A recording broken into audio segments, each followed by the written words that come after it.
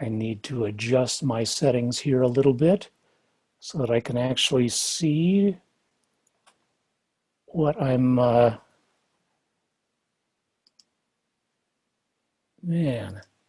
there we go. So we will start recording now. Good morning and welcome to the West Valley Unitarian Universalist Church in Glendale, Arizona. Welcome to our Zoom church service. I'm very happy to see you all here today. My name is Barry Linden. I'm your worship associate and the co-host for the meeting. Paul Darling is the other co-host and is the one showing the slides and playing the videos and music as needed. Parts of the service will be recorded and uploaded to our YouTube channel for later viewing. Due to copyright issues, some of the music will not be recorded, and we will also stop the recording prior to doing our joys and concerns at the end of the service. You're then able to unmute yourself and give your joy or concern without sharing it with the entire world. Following the formal part of the service, we'll keep the meeting running for a while to allow you to talk to each other as you would in any fellowship hour.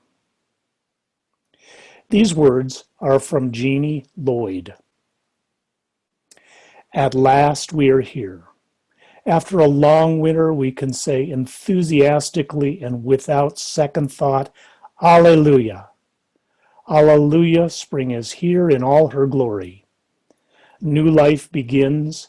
The earth and its creatures are resurrected from their dens of hibernation and dark slumber. Spring is here. Long live spring. Long live the rebirthing of life into new and creative forms. Long live majestic love that calls us out of our shells, out of our tombs, into new ways of being and sacrifice for others. Let the husks of our shells crack wide open in celebration of our place in humanity, our place in nature, our place in the universe. Awake, awake, rejoice, live life fully, live life together, live life now. Alleluia, we are called to live life with reverence for all that which calls us forth in creativity and love. Hallowed be, blessed be, and amen. It is so good to see all of you here today. While we're not in the same place, I hope that all of us can find the connection we have missed so much during the past year. The words I read above also express the feelings that many of us have now that we are vaccinated and can see some people in person again and can begin to contemplate being together in church at some point. It has been a long winter in that way. I've been watching our Apr11 tree outside our house, and I see that it's in full bloom, a radiant, beautiful yellow. Spring is here. I have a request of you today. This month our theme is mindfulness. I would like you to set the intention to be fully present in this service. Much of what we do is mindless in that it's a habit, or we are doing several things at once and not really being fully aware of ourselves, each other, and what is around us. Today, I wonder if we can all set the intention to be as present as possible, putting away other concerns, worries, tasks, and distractions, and make a conscious effort to pay attention to the music, which has been so carefully prepared, performed, and chosen, to the words of Reverend Cathy, to our covenant and our mission statement. These we mostly have memorized, but have we really listened to them lately? Do they still have meaning to us? If you find your attention wandering away, like now, might you just gently bring your awareness back? Here are our opening words. Grace Meets Us Where We Are by Gretchen Haley. There is nothing you need to bring with you to be welcome here. No right beliefs or proof of citizenship.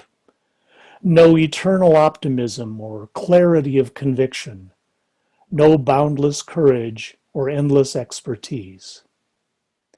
You do not need to know what brought you here, or how you will solve that problem you are turning over and over in your mind. Your bills do not need to be paid, and your checkbook can be a mess. Your children may have been up all the night. Your hearing aids may not be working, and your knees may be creaking.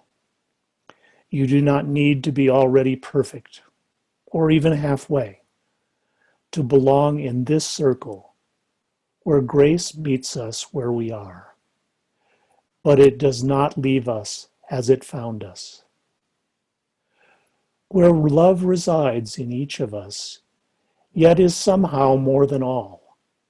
Where love still pulses and rages and heals and transforms, creating us and this day anew once again.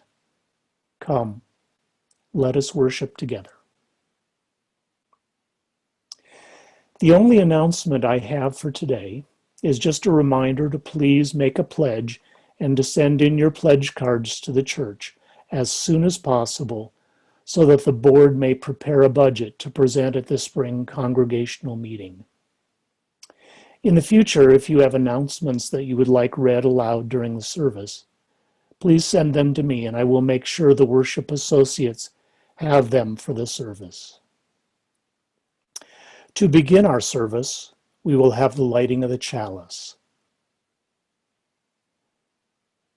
Well, imagine that I am reading, there we go. Good, thank you, Paul.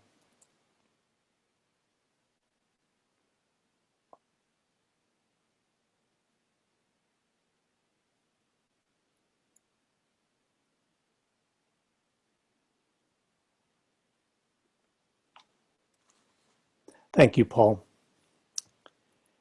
Spiritual and meditative practices are not meant to erase pain.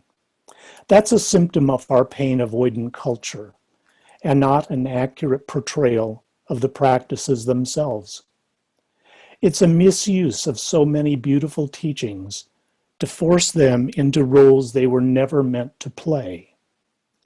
Spiritual practices of any tradition, including mindfulness in its many forms, are meant to help you live what is yours to live, not make you rise above it. These tools are meant to help you feel companioned inside your grief. They're meant to give you a tiny bit of breathing room inside what is wholly unbearable. That's not at all the same thing as making your pain go away. Rather than help us rise above being human, teachings in any true tradition help us to become more human, more connected, and not less attached. In some denominations, there is a creed that must be agreed to when joining. Since our beliefs are so diverse, we don't have that. Instead, we have aspirations for ourselves and this community. Please join me in reading our covenant as Paul puts it on the screen. Love is the doctrine of our congregation. The quest for truth is our holy right, and service is our prayer. To dwell together in peace, to seek knowledge and freedom, to serve humankind in friendship. Thus do we covenant.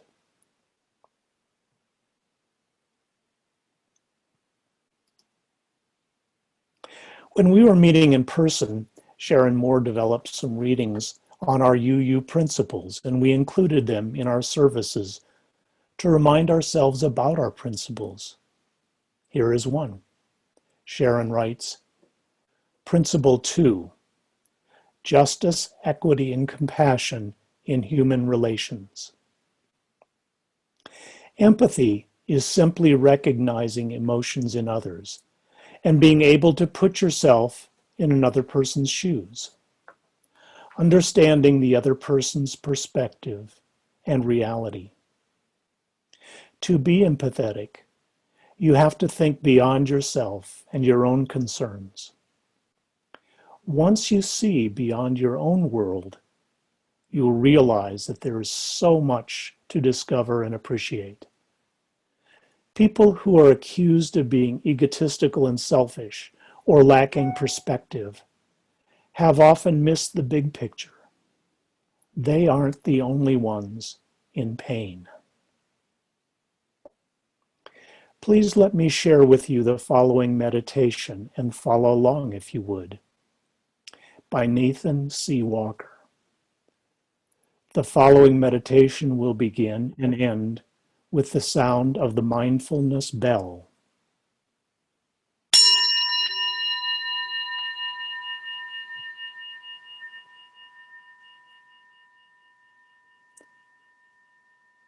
Breathing in, I am aware of my pain.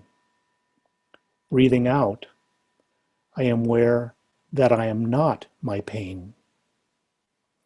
Breathing in, I am aware of my past. Breathing out, I am aware that I am not my past. Breathing in, I am aware of my anger. Breathing out, I am aware that I am not my anger. Breathing in, I am aware of my despair. Breathing out, I am aware that I am not my despair. Breathing in, I am aware of peace. Breathing out, I am aware that I am worthy of peace. Breathing in, I am aware of love. Breathing out, I am aware that I am worthy of love. Breathing in, I'm aware of joy. Breathing out, I am aware that I am an agent of joy. Breathing in, I am aware of hope. Breathing out, I am aware that I am an agent of hope. Breathing in, I am aware.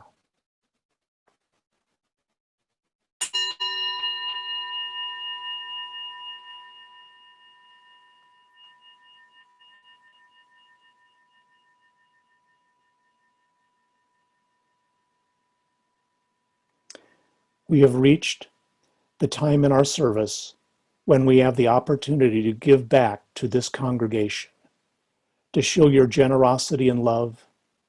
Even though we are not meeting in person, our bills and our commitments go on. Without your generosity, the church cannot survive. Each UU church is a self-funding and self-sustaining entity. The Thich Nhat Hanh Foundation says, giving, dana, is an essential Buddhist practice. It is about generosity, openness, and our capacity to embrace others with compassion and love. When we truly see ourselves as others, and others as ourselves, we naturally want to do everything we can to secure their happiness and well-being, because we know that it is also our own well-being and happiness. There's a kind of vegetable in Vietnam called the hay.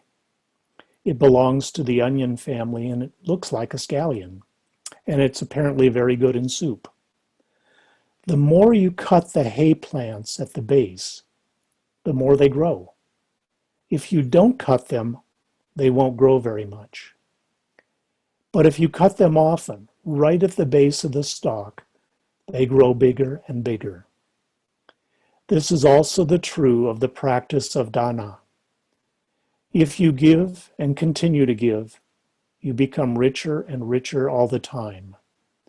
Richer in terms of happiness and well-being. This may seem strange, but it is always true, unquote.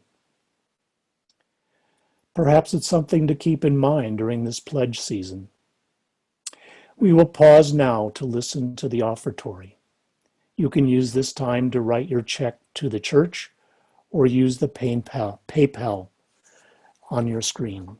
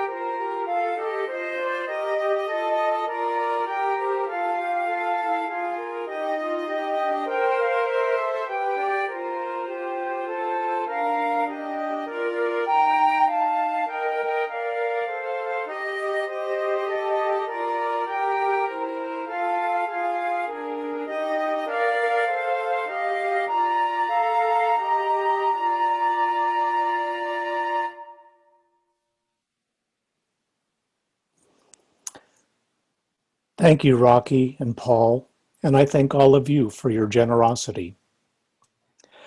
Our speaker today is our twice-a-month supply minister, Reverend Cathy. She's a favorite speaker of this congregation and always shares wisdom and personal experience to help inspire us. Thank you, Barry. Your opening words were absolutely perfect, and that mindful meditation was so nice. It really set the intention, set the mood for the service, I think. Thank you to Joe and Barry and Rocky for the music, and Paul for putting it all together. I appreciate it. It's good to be with you. When I first chose the points I wanted to include in my talk on mindfulness, I went with two lists of sevens: the 7 key elements of mindfulness and the 7 things mindful people do differently. In my research, I found another list of 7s from the Buddhist monk and author Thich Nhat Hanh, the 7 miracles of mindfulness. And I'd like to start with that list of 7, the 7 miracles. Victoria Moran writes that this isn't just another day, another dollar. It's more like another day, another miracle. In his book, The Miracle of Mindfulness, Thich Nhat Hanh told this story. In the United States, I have a close friend named Jim Forrest. When I first met him 8 years ago, he was working with the Catholic Peace Fellowship.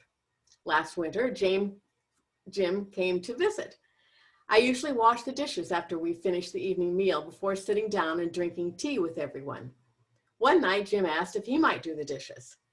I said, go ahead, but if you wash the dishes, you must know the way to wash them. Jim replied, come on, you think I don't know how to wash dishes? I answered, there are 2 ways to wash dishes. The first is to wash the dishes in order to have clean dishes, and the second is to wash the dishes in order to wash the dishes. Jim looked, oops, sorry. Oh, I'm sorry, my Word document just disappeared.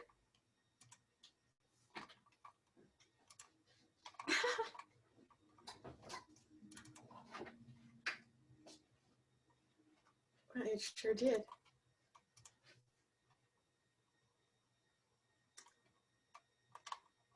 That is so weird. I am so sorry. Just a moment. The Zoom gremlins are at it again. Yeah.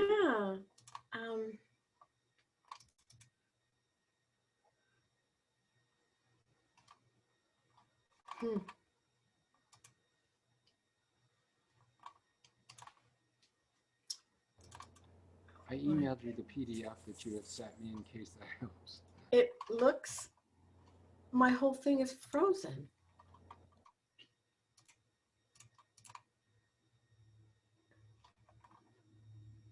Here we go. All right, there we go. I'm so sorry. Anyway, going on.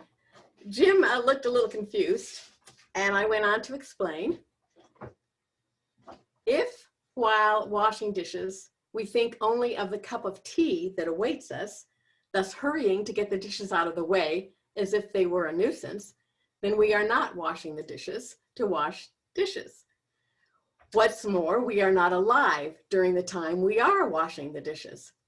In fact, we are completely incapable of realizing the miracle of life while standing at the sink. If we can't wash the dishes, the chances are we won't be able to drink our tea either. While drinking the cup of tea, we will only be thinking of other things, barely aware of the cup in our hands. Thus, we are sucked away into the future, and we are incapable of truly living 1 minute of life. He writes that if we bring mindfulness into every aspect of our life, even washing the dishes, we cannot help but experience life's miracle.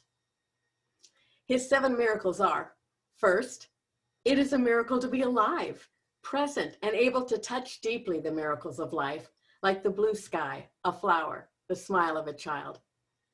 Bo Lozoff writes, like a child standing in a beautiful park, there's no need to imagine trees, flowers, deer, birds, and sky.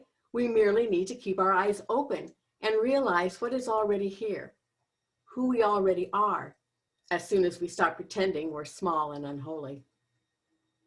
Second miracle is to make the other, the sky, a flower, a child, present also.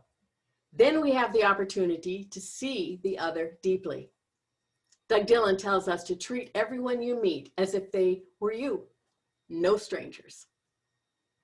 Third miracle is to nourish the object of your attention with full awareness. Jeffrey White says that mindfulness is intimacy with all things. Fourth miracle is to relieve the suffering of others. Amit Ray reminds us that life is a dance. Mindfulness is witnessing that dance. Fifth miracle is looking deeply into the nature of self and others. Narissa Domani writes that mindfulness starts with a single breath and the present moment, but where it takes you is into the vast radiance of your true nature, into a magical, spacious life. Sixth miracle is understanding. If we are mindful of the present moment, we can see deeply and all things become clear. With understanding, the desire to relieve suffering and give love will awaken within us. Manpreet Kaur tells us that mindful meditation is the art of silencing the mind so that you may hear the inklings of the soul. And the seventh miracle is transformation. By practicing mindfulness, we touch the healing and refreshing aspects of life and begin to transform the suffering in ourselves and in the world. Another quote from Narissa Domani: the whole present moment is a celebration. All that is ever needed is fresh eyes to see it. The purpose of life is not to go faster, but deeper, which is what the Buddhist monk means by the miracle of mindfulness. It is by going slower, by being mindful, by expanding the present moment that we are able to go deeper. UU Reverend Mark Hayes says that mindfulness is not limited to meditation, a closing out of the world. It's an approach to conscious living day by day. In fact, 1 moment at a time. If one can meditate for an hour a day, that's good, but it is not enough. We need to be mindful 24 hours a day. Each task, like washing the dishes, must be carried out in mindfulness. It is an ongoing appreciation of what you have, not a longing for what you don't have. We can use our daily activities as triggers to bring our mind into mindfulness. We have endless opportunities, and if we can do this, then our entire life can be full of meaning and joy. If we resent what's in front of us to do, when we see it as something that is actually keeping us from doing what we really want, then life gets sucked away from us. I experienced life being sucked away the other day during my walk. I went on my walk just because I knew I should. I should exercise. I should keep my body moving. I should get out there before it gets too hot. So I rather grudgingly began my walk. And so not to waste time, I started thinking of what I might fix for Easter dinner. This is, unfortunately, my default mode, shoving the present moment aside so I can get to the moments I think I really might enjoy. Fortunately, I stopped myself midway through the walk and realized I should practice what I preach. Having recently read Thich Nhat Hanh's admonition to walk as if you are kissing the earth with your feet. So I slowed down, looked at all the beauty around me, and breathed in the present moment. That is the Mayo Clinic's definition of being mindful, the conscious effort to be completely present, fully aware of the current moment. It's like a homecoming, because our true home is the present moment. Mindfulness is a conscious choice. Author Jack Kornfield writes that great spiritual traditions in every age offer many vehicles for awakening. Each spiritual discipline can bring us into the present with a clearer, more receptive, more honest state of consciousness, but we must choose to practice. He tells this story. 2 disciples of a master got into an argument about the right way to practice. As they could not resolve their conflict, they went to their master, who was sitting among a group of other students. The first talked about the path of effort. He said, "Master, is it not true that we must make a full effort to abandon our old habits and unconscious ways? We must make great effort to speak honestly, be mindful and present. Spiritual life does not happen by accident, but only by giving our wholehearted effort to it." The master replied, "You are right." The second student was upset and said, "But master, isn't the true spiritual path one of letting go, a surrender, of allowing the Tao, the divine, to show itself? It is not through our effort that we progress. Our effort is only based on our grasping and ego. The essence of the true spiritual path is to live from the phrase, 'Not my will, but thine.' Is this not the way?" The master again replied, "You are right." A third student listening said, "But master, they can't both be right." The master smiled and said, "And you are right too." It is not either or, but both, effort and surrender.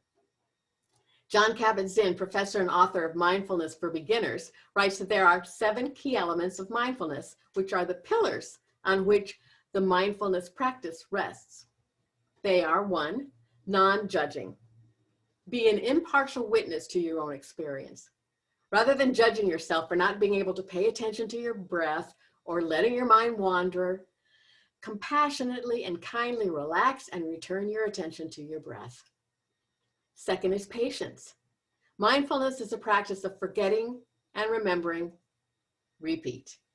Forgetting, remembering, repeat. 3, have a beginner's mind. Develop a mindset that is willing to see everything as though it is for the first time. Take your walk as if it is the first time you've been down this block. 4, trust. Listen to your own inner wisdom and intuition. Gladys Adave writes, "You are your reality. You are the main individual who can raise your mindfulness but beyond the natural state of being. You are the main person who can go into yourself and know the real you. Knowing the real you is the best way to live in the present moment. This is enlightenment, what we call reality."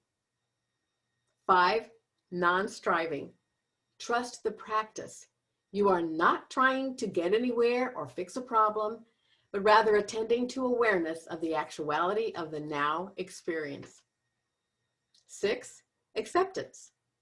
Not resignation or passivity, but simply allowing things to be as they are without trying to change them or wishing they were different. And 7, letting go. Take a step back and observe without judgment. Dr. Elisha Goldstein, the co-founder of the Center for Mindful Living in Los Angeles, noticed that as people started to engage in mindfulness, they began to do a few things differently than those who did not have a practice. First, he noticed that they practiced being curious. The beginner's mind was an attitude that they carried with them throughout the day. For example, when they ate a meal or snack, they would reflect on the ingredients and what it took to put it all together.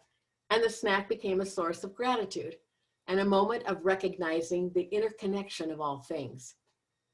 It reminded him of something Abraham Joshua Herschel had written, that life is routine, and routine is resistance to wonder. Curiosity leads the mindful person to get back in touch with the wonders and the possibilities of life. Second, they forgave themselves. When they were too tired or too busy to practice, or they found themselves doubting the whole thing and getting caught up in the uncomfortableness of it or their own restlessness, they came to understand that these were not signs of failing at being mindful. Instead, they were opportunities to learning the hindrances of life, what gets in our way. And they understood two things: what they needed in the moment and what is the fastest way to begin again. They began to use the phrase, forgive and invite. Forgive ourselves for the time gone by and investigate the obstacle to learn from it, and then invite ourselves to begin again. 3, they hold their emotions lightly. Any emotion we experience is literally energy in motion. Emotions have a certain nature of coming and going, and in experiencing this and recognizing it's literally energy in motion, we can naturally hold our emotions more lightly. It enables us to not get so wrapped up in the difficult feelings, but instead hold them with a gentleness and tenderness, and learn from them what it is we need. When comfortable emotions are present, we also hold those lightly, as we know they are not permanent either. They have the same nature of coming and going. People who practice mindfulness are grateful for the good moments and graceful during the more difficult ones. 4th, they practice compassion. A repeated practice of intentionally paying attention to ourselves with a curious and caring attention sends the message to our brain that we are worth caring about. As we start paying attention to difficult emotions, we become less afraid of them. Instead, they become our teachers, guiding us to get increasingly better at not only understanding what our needs are, but also the needs of one another, and how to help both ourselves and others. 5, they have made peace with imperfection. Many of us are keenly aware of our imperfections, and this erupts in a barrage of continuous self-judgment. As we start to practice being present, we see that to be imperfect is to be human. The imperfections that arise become less of a struggle, and instead a source of recognizing the common humanity of all people. As Zen priest Dojin Zenji said, to be in harmony with the wholeness of things is not to have anxiety over our imperfections. 6, they embrace vulnerability. Our brain's default is to guard against vulnerability with ourselves and with others. However, someone who practices mindfulness comes to understand that vulnerability is where the gold is. From embracing vulnerability, we develop courage, trust, and connection. It takes courage to take the leap and be vulnerable. As we do this, we begin to trust ourselves and others. And in this way, we cultivate connection, which allows us to feel safe and happy. Of course, this doesn't mean we are vulnerable everywhere and at all times. We need to be discerning about this. But slowly, we begin to trust ourselves more and more to know when it is safe to be vulnerable. And 7, they understand that all things come and go. If there is one singular law in life, it is that nothing is permanent, except that law, of course. When we close our eyes and listen, we hear how sounds appear and disappear. When we open our eyes, we see how over time the seasons change how nature looks. Food comes in our mouths, the taste is there, and then it's gone. We're born on this earth, we grow up, and eventually pass away. As we practice mindfulness, we come to understand this deeply. And in this way, life becomes increasingly precious. We can begin to put our phones down more often and open our eyes to the sacred moments all around us. I'd like to close with the Buddhist story adapted by poet Sarah Conover and author Valerie Wall. One day, the Buddha and a large following of monks and nuns were passing through a village. The Buddha chose a large shade tree to sit beneath so the group could rest a while out of the heat. For a time, he sat in meditation, going deep into himself as he sought to be still and clear his mind. Slowly, he became more and more relaxed, and his followers saw the change on his face. When he opened his eyes, he looked around and carefully took in the details around him. The fragrance of the blossoms on the tree, the breeze providing some relief from the heat of the sun, and the faces of the many villagers who had heard about a visiting teacher and had gathered to hear him. The isolated trees and the simple dwellings of the villagers in the distance, and finally the mountains rising in the east beyond the fields where the villagers grew vegetables. Out of this mindfulness, the Buddha began to teach. As he spoke, the people became quiet, wanting to hear every word. One surly young man stood to the side watching as the crowd grew larger and larger. To him, it seemed that there were too many people traveling from the city to his village, and each had something to sell or teach. Impatient with the bulging crowd of monks and villagers, he shouted at the Buddha, "Go away. You just want to take advantage of us. You teachers come here to say a few pretty words and then ask for food and money." The Buddha was unruffled by these insults. He remained calm, exuding a feeling of loving kindness. He politely requested that the man come forward, and he asked, "Young sir, if you purchased a lovely gift for someone, but that person did not accept the gift, to whom does the gift then belong?" The odd question took the young man by surprise.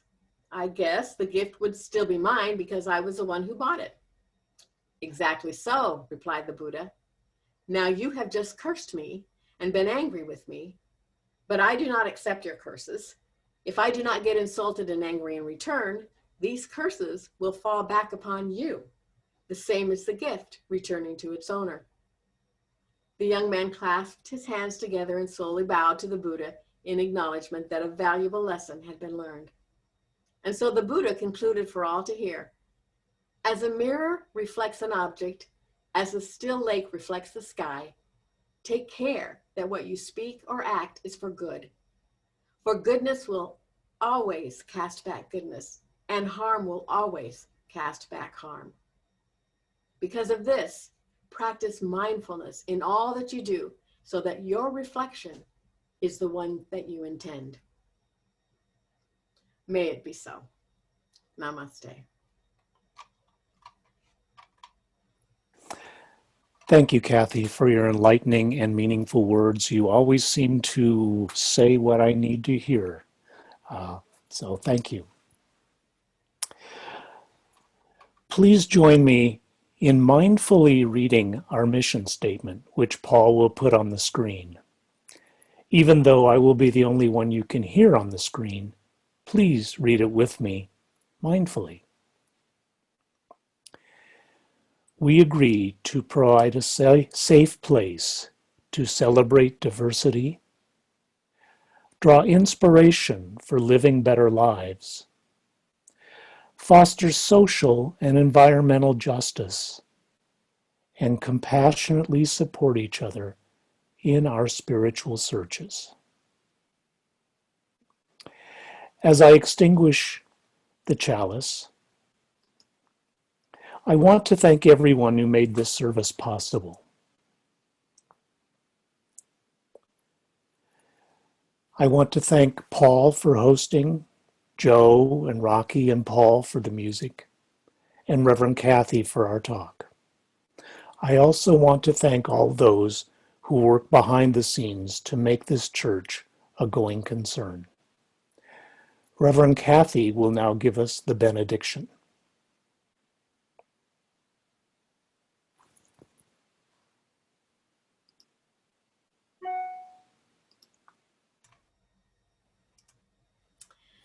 With every breath we take today, may we vow to be awake.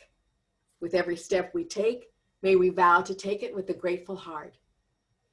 May we vow to see with eyes of love into the hearts of those we meet and touch them with a smile of peace.